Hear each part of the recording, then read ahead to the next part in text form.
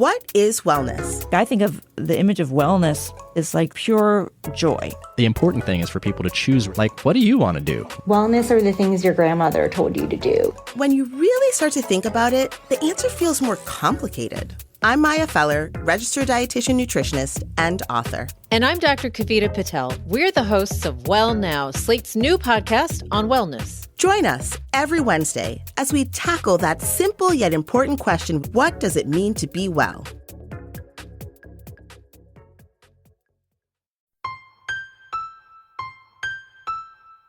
Welcome to rePROs Fight Back, a podcast on all things related to sexual and reproductive health rights and justice. Hi, rePROs. How's everybody doing? I'm your host, Jenny Wetter, and my pronouns are she, her. I hope everybody had a wonderful Thanksgiving. I am recording this before Thanksgiving, so not a lot to say about mine. I am actually planning to take that whole week off, so I am very excited to take some time and step away from all of the work-related things and try to not stress about what is going to happen in January and just take some time, take some restorative time.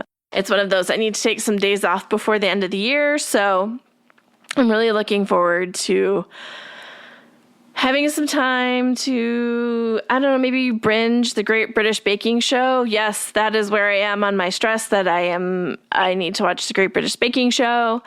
I need to just have some quiet time, maybe do some fun reading, do some baking. I haven't really done much in quite a while, just with like some travel and some other, not going to be around very much during the week type thing. So I haven't been doing as much baking. So I'm planning to do some baking next week or last week. When I'm recording this, it's next week. The week of Thanksgiving, maybe make some cookies in sympathy of not being able to go to my family's big Christmas cookie day. I think I've talked about this before, but it's one of those things I really miss, being away from my family, being in Washington, D.C., and they're all in Wisconsin. So my mom's side of the family, most of the aunts and a lot of the cousins get together on the Saturday after Thanksgiving to bake Christmas cookies, and like a literal shit ton of Christmas cookies. So many cookies. And then everybody takes them home. And it's so much fun to get to spend time with family and making cookies. And it's just, I don't know, it's a lot of fun. And I'm always sad when I can't go. But Thanksgiving is just one of those holidays that, I don't know, it's such a quick turnaround. I would rather go home for longer at Christmas than try to do Thanksgiving. It just doesn't feel as restful as it could be. And so I'm a big fan of just staying here instead of traveling. So, but that means I don't get to go to the big cookie thing. But my mom usually sends me a care package with some of the Christmas cookies in it. So that is exciting. I'll look forward to that. But I'll make some of my own this year.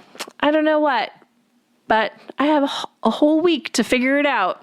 Yeah. So again, since I'm recording this so far in advance, I don't know what else I have to talk about, but I am very excited for this week's episode. When this is coming out, it is the day before oral arguments in the Skrmetti case about gender-affirming care for young people. It's a really huge case in front of the Supreme Court, and I'm worried, y'all. But I couldn't think of a better person to talk about it with me than Katelyn Burns. She is a columnist with MSNBC. She hosts the amazing podcast, Cancel Me Daddy.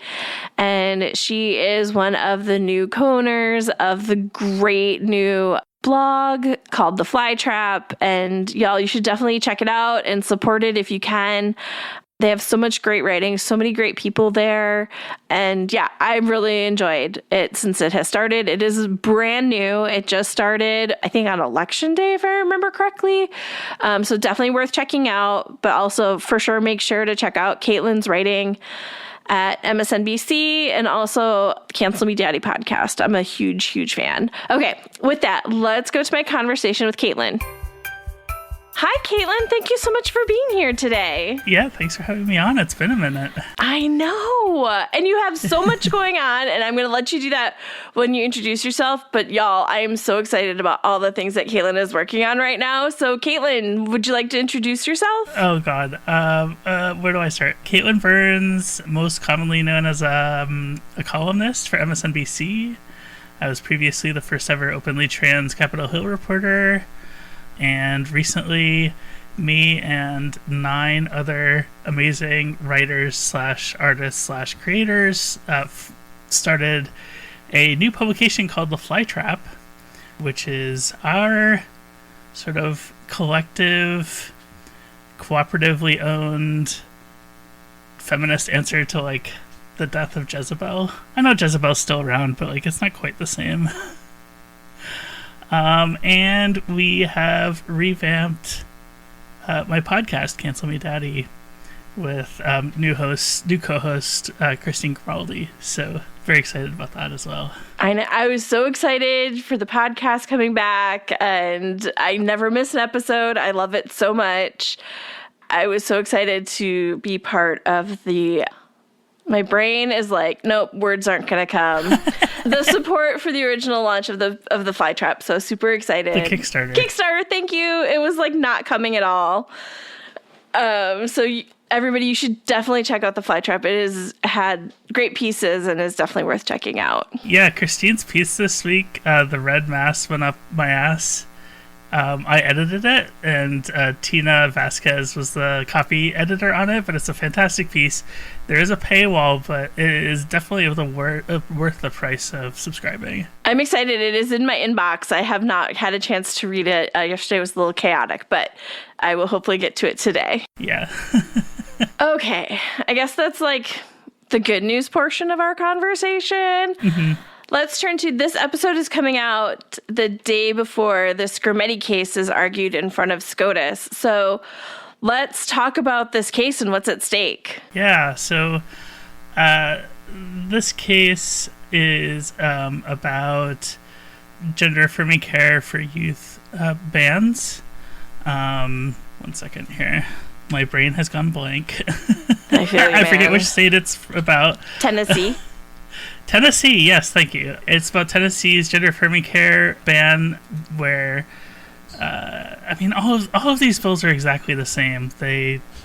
It's cookie-cutter legislation. It's very similar to like abortion restrictions and abortion bans. They pass along the same bill language and pass it in every state. So, forgive me for not remembering which state this one was particularly about, but it was, it's all the same.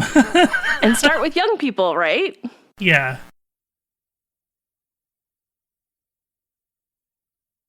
They're attacking young people because they feel it's low-hanging fruit. And once they get this passed, they're going to come for adult care. You're already seeing that in Florida, where they passed a youth gender-affirming care ban and then immediately started imposing restrictions on adults. It's the same playbook as the repro field, so they're just going to keep escalating and escalating and escalating, and even if the court tells them to stop, they're going to continue to try to get what they want further down the road because they play the long game, and if a court stops them, they will wait for the court to change. So I do not have high hopes for this case, to be honest with you. One exciting thing about the case is that we actually have a trans person arguing the trans side of the case.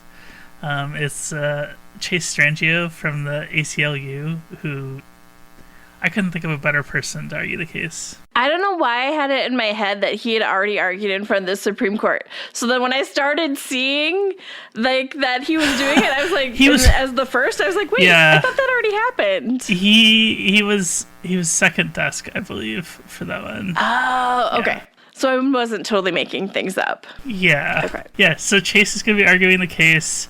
Very capable lawyer, very experienced. I can't think of a better person. I couldn't think of another person I would rather have arguing for trans rights and for the Supreme Court, but the math is not mathing on this one, unfortunately, to me. Yeah, I am likewise very worried about what's going to happen. I guess there is very slight reason to hope in that there are 5 votes that voted in favor of LGBT rights in Bostock compared to now, but we need that entire coalition to hold. I just don't see it. I think that the conservatives on the court can very easily just be like, gender-affirming care is an abortion procedure, even though it's clearly not. But they'll look at it like a form of birth control, which they have been hostile to. Like there's so many other ways into the sort of legal hearts of these conservative justices that I just am kind of doomer on it all. And that's like a very reasonable real world response, right? Like if pinning your hopes on a couple of the conservative justices feels, I don't know, not foolish feels like the wrong word, but just I have a hard time hoping. And it's easy to forget too that like the youth gender affirming care is a controversial topic in a lot of liberal circles too. So are we gonna, the other thing I'm keeping an eye on is, are we gonna see all of the liberal justices also stand up for trans people, or are they gonna show, softness on this? I remember reporting on Bostock. I was there for oral arguments, and there were some skeptical questions from, Kagan, not to name names. So I'm keeping an eye on her as well to see how this goes. I think if any of the liberals join a conservative majority in upholding this law, I think it's kind of a disaster for trans people. I think you're going to see an even bigger push. Like, they're going to smell blood in the water. You're going to start to see adult care bans, like, really getting pushed. And that's just on the court. Yeah, I really felt that way, like, with the loss of Roe. Like, it just became open season on all of these, like, protected rights. And so I just see this as a continuation of that. Yeah. In a lot of ways, I'm kind of more doomer on trans care than I am even on abortion care, even though abortion care is, like, not great at all. But, there has been some successes with state referendums that have managed to carve out some protections for some abortion care that I am not at all confident that trans people would win, like, a similar type of election in those same states. So that's fair. I feel like that is probably true. Yeah, I'm paid to have, like, opinions and predictions on what happens next, and I don't even want to think about it. Honestly, that's where I've been for, like, this next part of the conversation we're thinking about is, like, the next administration. Like, thinking through all of the many, many things that I care about that are going to be impacted. Like, it's really hard to think through all of it and all of the ways people are going to be harmed. Well, I keep having flashbacks to the first Trump administration. Yes. I was living in DC and I was covering the everyday, like, actions of the administrative state and how horrible it was, and it literally burnt me out. Like, I lasted until Trump lost in 2020, and I have been burnt out ever since. Like, in a lot of ways, I'm still burnt out. I do not think I could go back to the daily reporting grind that I had back then. And I just think that people aren't ready for this, because the amount of stuff that they pushed in the first Trump administration when they didn't have a mandate on trans rights compared to now, where they think they won an election because of their stance on trans rights, it is going to get ugly very quickly. And you're already seeing it in the House. I don't know if you want to go there. Yeah, I mean, this is utterly unsurprising and horrifying at the same time. Like, as soon as Sarah McBride was elected, like, I had the, like, minute of excitement and then thought about the colleagues that she's going to have to deal with. And my heart hurt. Yeah, so for those who maybe haven't heard about this, Nancy Mace, who is allegedly a pro-LGBT Republican,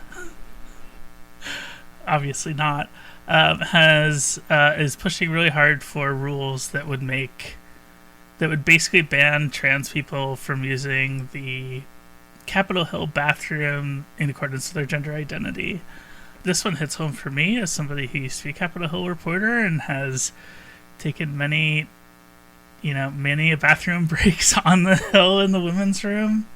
I remember one time, it was on the day that Justice Kennedy resigned, and something just really devastating happened in my personal life that day, and I was in the women's room, like sitting on the toilet sobbing, and there was a woman in the stall next to me said, "Don't worry, honey, we'll defeat whoever they nominate next time."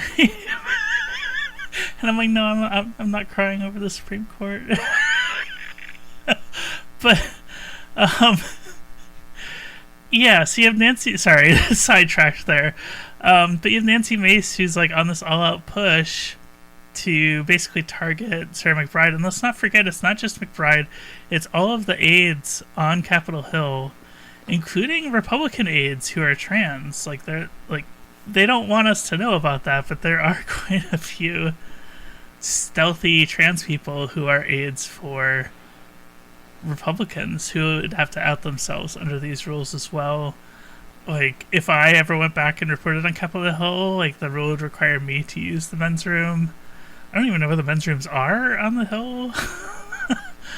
And I knew this was coming as well. I wrote about it because I was on the MSNBC live blog on election day and the day after, and I wrote about it the day after, and I was like, there's a lot of ways that they could potentially, like, screw with McBride and her gender identity. Like, the bathroom is just the start of it. Like, when they take votes, they say Mr. or Mrs.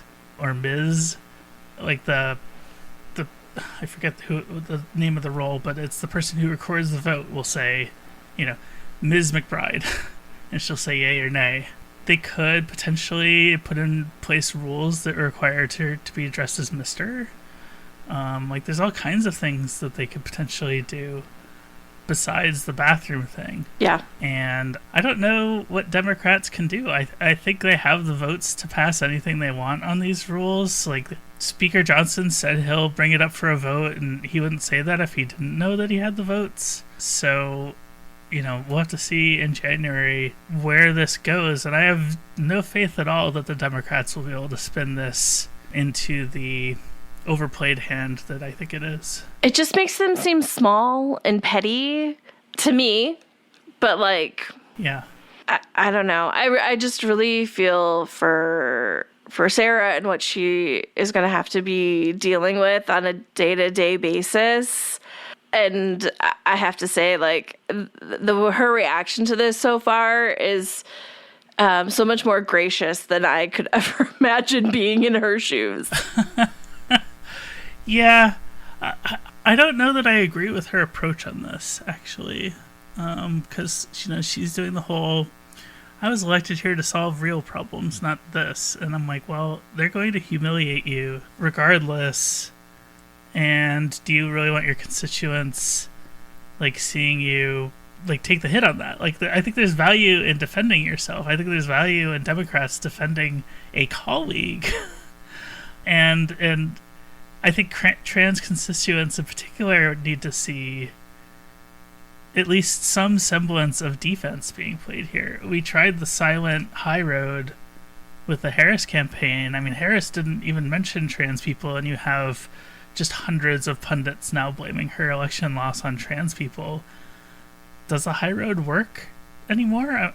I'm not sure. I think you need to be loud and make some sort of argument. Like, even if you are sticking with the we're here to solve real problems and not deal with these culture issues, you still need to be, like, making the rounds to say that to your constituents.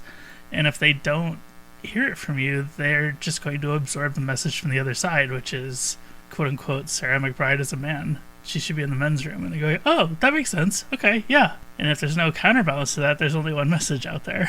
Yeah, I would really like to see her colleagues being loud in their defense of her. I don't know that we've seen that yet. She asked them not to go on the offense about it, and I'm like, I don't know if I would make that same call. Okay. And I loved Sarah to death. Like, well, I have a ton of respect for her. I hope this works for her. I just disagree with the strategy. I wouldn't say that Sarah and I are friends, but we're like as close as you can get to being friends while also having just a strictly professional relationship. Right. Yes. If that makes sense.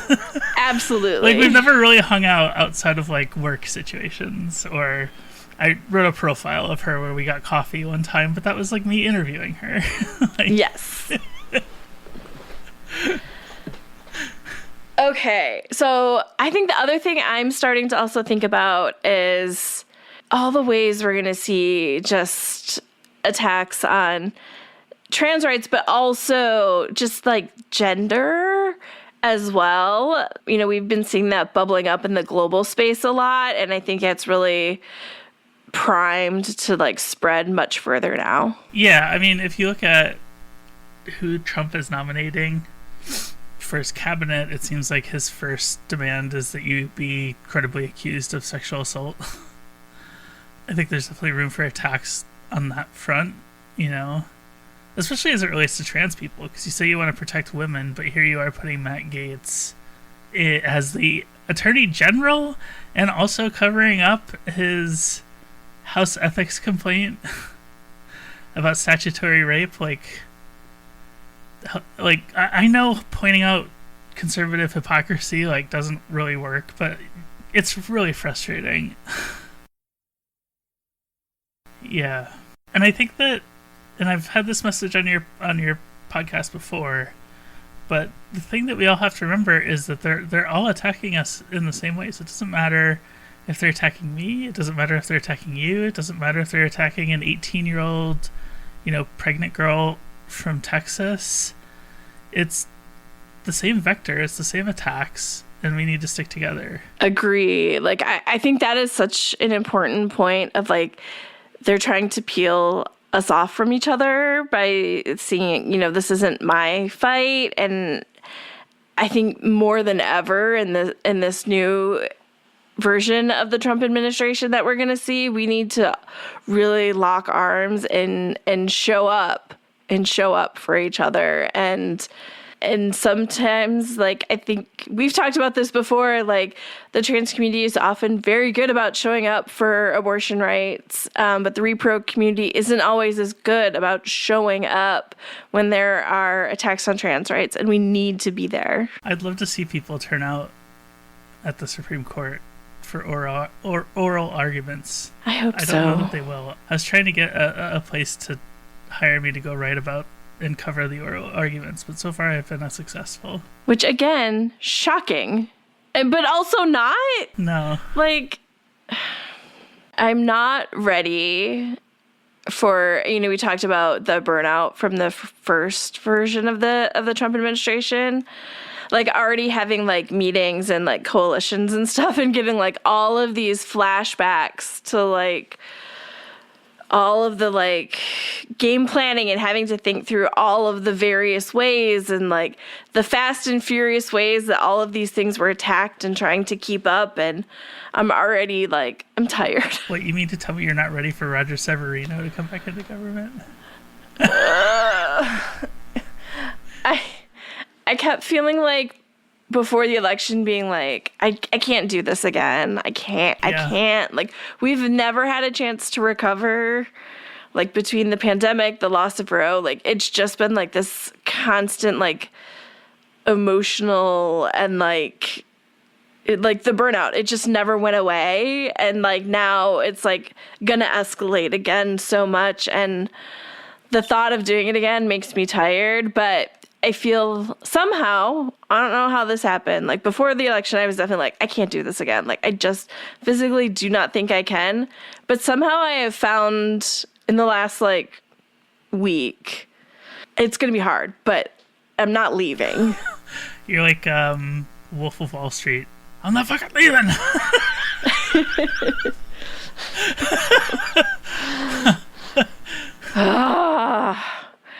Yeah, just like thinking through. I mean, we started this podcast because of trying to keep people informed of this nonstop churn of policies that were constantly coming out, and it was so hard to keep up in the first Trump administration, and we're gonna have to do it again. Yeah, like the day before we recorded this episode, Trump announced he's appointing like the guy from the Department of Health of Florida who is a really scary guy, especially on trans rights, but also abortion care, in that he is very connected with the larger far-right global movement. Like, this guy has coordinated with like British TERFs to launder conservative talking points into all kinds of international publications.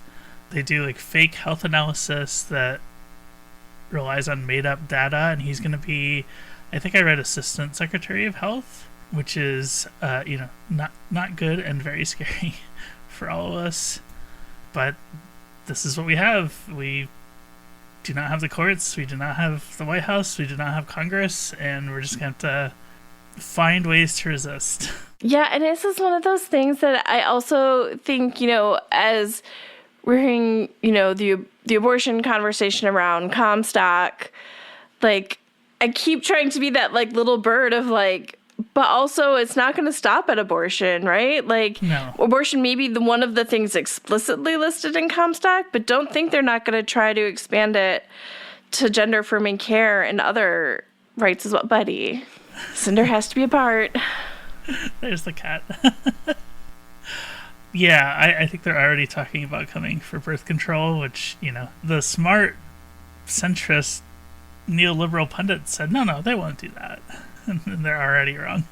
Ugh. Yeah. Just like they were not coming for Roe. Roe wasn't going to go down. It's the reliving of all of these conversations again. I wish I had better answers for you. I wish I had better answers for you, too. Like, This is definitely our darkest episode we've done so far. I know. Which, honestly, Katelyn, I feel like is saying something. I told you long ago, they don't call me for good news. I do feel like I get to be Debbie Downer when people are like, oh, tell me what you're working on. And I'm like, well. Yeah, it's scary times. It's scary to watch Democrats struggling to respond to all of this. I mean, they did not lose by much. I think the Senate, it was always going to be a tough lift for them to keep the Senate. I think they picked up seats in the House, and they lost the election by a couple 100,000 votes in like 3 states. So, yeah, it was a very, very close election. I don't think they need to tear out the roots of the tree. They don't need to throw the baby out with the bathwater like some of them want to.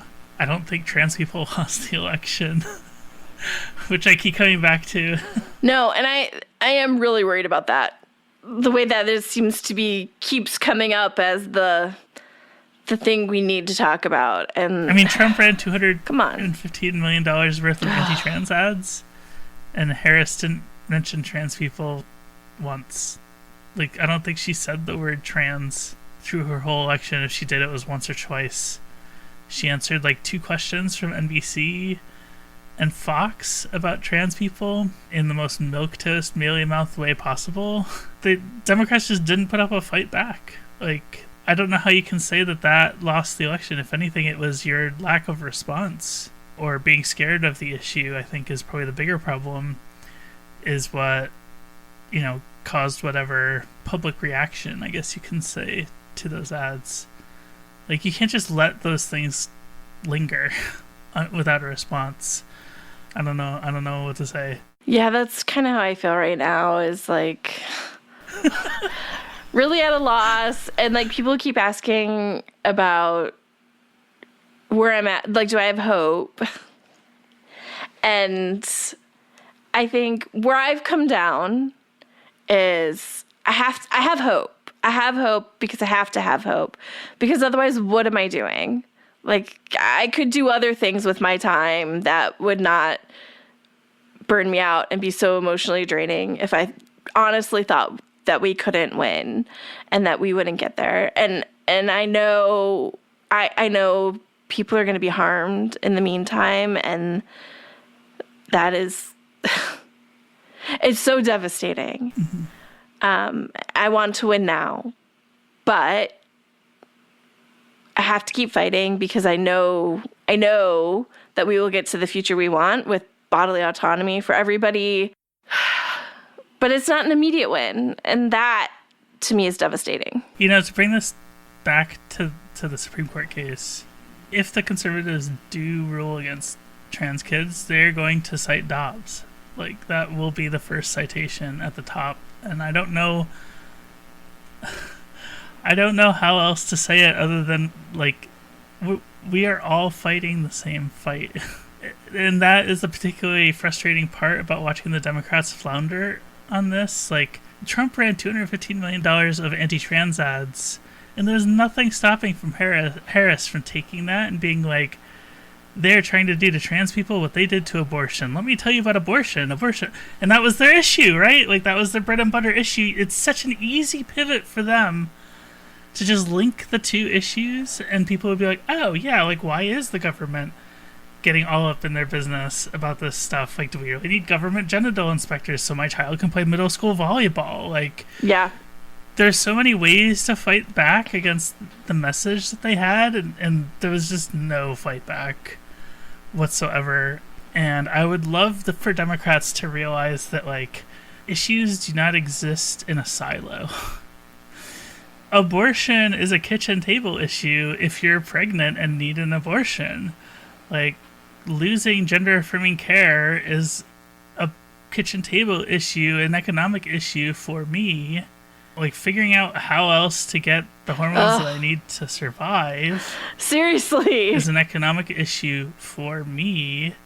Like, underemployment of trans people is an economic issue. Like, there is nothing in the trans issues argument or the rePRO issues that isn't an economic kitchen table issue for the people affected. But they seem to, like, silo everybody. They're like, oh, well, this will upset LGBT groups, and oh, this will upset rePRO groups, and it's like, well, why don't you get everybody in those groups together and figure out, like, a strategy?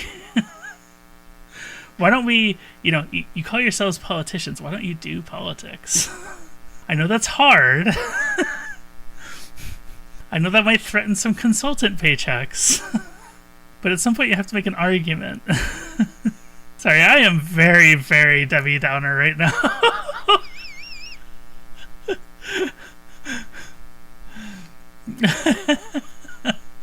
If I don't laugh, I would cry, so I prefer to laugh. Honestly, it's hard to be anywhere else at the moment. So let's, like, not talk about the terrible. Let's talk about what people can do. What can the audience do to get involved in these issues right now? I think the first step is finding smart trans people to learn from. I think that a lot of people who are not trans don't quite know where to start, or they're afraid of leading somebody down the wrong path, or they maybe aren't confident to confront somebody who is very confidently transphobic. And I think that the first step is finding smart trans people to learn from and just listen. But also I would say, like, when you get to a point where you feel like you have a good grasp on this stuff, like, don't be afraid to say something. If you have a friend who, you're out at the bar and they make a comment about trans women, like, don't be afraid to be like, hey, like, that's not so cool. I think we need more of that. I don't necessarily see a lot of value in engaging online anymore. I think it's person-to-person interactions is going to have the most value. I would certainly say find, like, trans protests pertaining to trans issues in your local city, because there will be some during this second Trump administration. Find those and attend them. You don't have to say or do anything, but just being there goes such a long way. Like, I can't tell you how much a well-attended protest is a comfort to trans people. Having attended a lot of trans-related protests in the first Trump administration, it was really demoralizing to look around and see only trans people, because the message that I got from it is, oh, nobody is with us. And we are very small. And you're seeing it now. We are not a constituency that even the Democrats valued, because we are so small. We're less than 1% of the population, even though we voted for Democrats by like 70%. We were one of the most reliable constituencies that the Democrats have. We're just so small that they don't see us as worth keeping. I would say those things in particular. Yeah. Showing up makes such a huge difference. I remember going to some of those protests, particularly the ones at the White House, and there weren't that many people there. And I also just like following people on social, like making sure that you are listening to the trans voices and what they're asking for. Like, there have been, if you've moved to Blue Sky, like there's a lot of like good starter packs to like check out to make sure you're hearing from those voices. I have found that really important to myself over the years, like following Katelyn for a long time, but also following a lot of other trans people, to be hearing those conversations because they are so important. Yeah, I would say like Jillian Brandstetter at the ACLU is a good follow. Erin Reed does a really good job just tracking the most minute anti-trans movements out there. Like, yeah. She's kind of stepped into the role that I had in the first Trump administration, and I hope she doesn't burn herself out. That's something I've been talking to her about. There's a bunch of good folks over there. I will say that one cause for hope that I have is you probably heard my cat jump in there. One cause for hope I have is actually the formation of Blue Sky and how it's taken off. It's a site that does not have an algorithm. It doesn't throttle links. So you genuinely have to be interesting to have your stuff shared, which is how Twitter used to be kind of back in the day. It's also a platform that trans people were on very early and helped form. So if you like the vibe over there, or if you like some of the tools that they have for controlling your own interactions, you can probably thank a trans person for those ideas. I will say that when Blue Sky was first becoming a thing and they were still doing like invite onlys, all of my trans friends wanted to get off of Twitter because that was when Elon Musk came in and like banned the word cis and said it was a slur.